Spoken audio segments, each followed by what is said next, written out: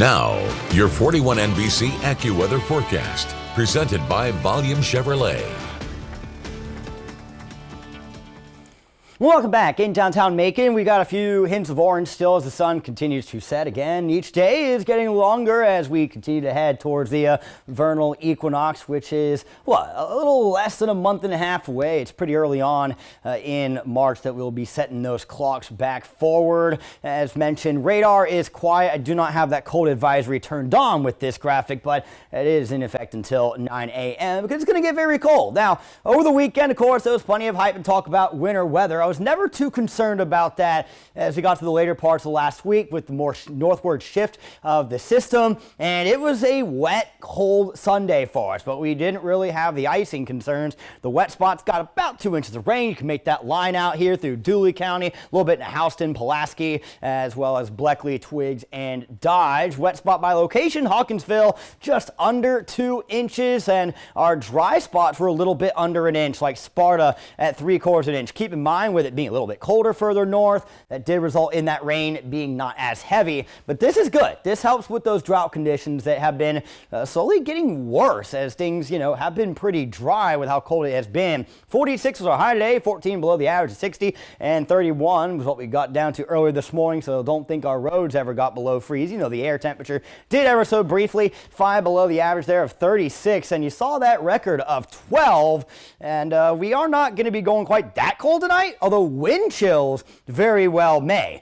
We likely will have some single-digit wind chills heading to the start of tomorrow, but 16 degrees for the actual low is still plenty cold. Good for probably the coldest night we've had so far this year. Wind out of the north-northwest. We'll still be seeing gusts to around 20 miles per hour, and that's why those wind chills are going to be likely in the single digits in our northernmost counties. Definitely going to be important to drip those faucets tonight. It's really not optional when you're talking about this kind of cold, as Georgia pipe infrastructure just not built to really be able to handle that, especially given that every single night this week is going to largely be not just below freezing, but likely below 25 degrees. It is going to be very cold consistently.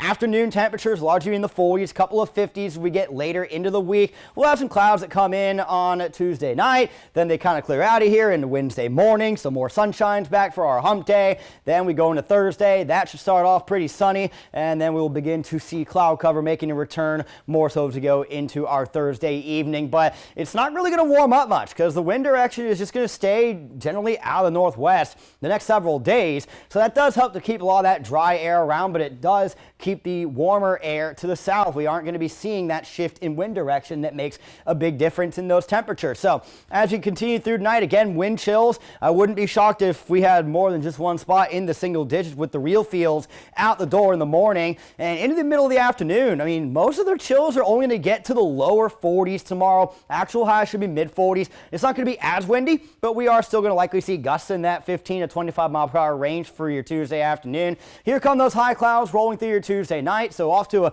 bit of a cloudy start for our Wednesday, which will be cold, low 20s to get that day started. You'll be dripping your faucets again tomorrow night, but Wednesday afternoon we should finally start getting a few spots back towards that 50-degree mark. But again, we really don't expect much warmth as we go throughout this week. Tomorrow's highs largely in those mid 40s with real feels more towards the lower 40s, and we'll check the rest out in 10 seconds. Every new Volume Chevrolet comes with our exclusive 20-year, 200,000-mile warranty, 24-hour roadside assistance, and oil changes for life. Volume Chevrolet.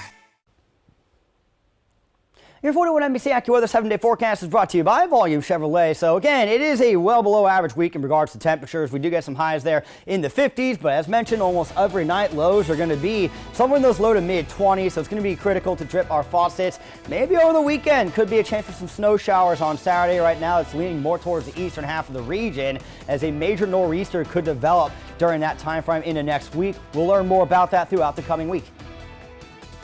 Tonight, the major new developments in Minnesota, the new person going in to oversee operations. And after that massive winter storm, hundreds of thousands now living in the freezing cold without power, and the new storm behind it. Tonight on Nightly News.